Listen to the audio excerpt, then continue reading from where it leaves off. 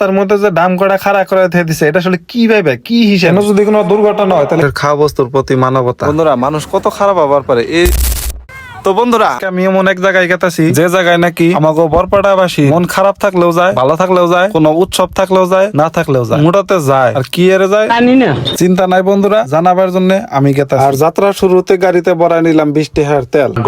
আর ইতিমধ্যে আয়া পাইলাম সেই জায়গায় দিঘির পার করার কম ব্রিজে।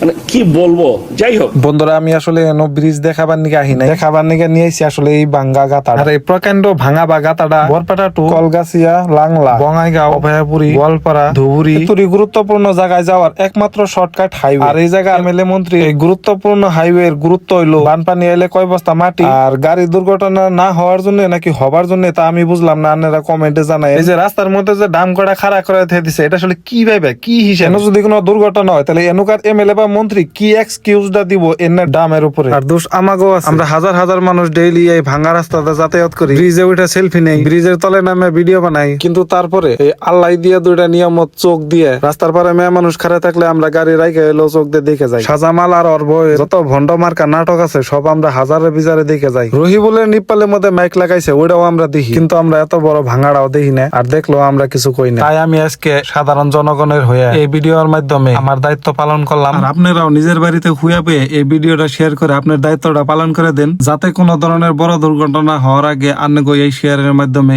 এই রাস্তাটা ঠিক হবার পারে। তারপরে দেখলাম এই জায়গার মানুষের কিছু পানিরও সমস্যা আছে, তারপরে দেখলাম মানুষের খাওয়া বস্তুর প্রতি মানবতা। বন্ধুরা মানুষ কত খারাপ হবার পারে এই যে দেখুন এই জায়গায় শুটিং করতেছে, আর এই যে আমার সামনে এই যে দেখুন খাওয়া বস্তু ফালাইতে দিছে, এনে কাম করছে, খাওয়া বস্তু কি রে ফালাইলো।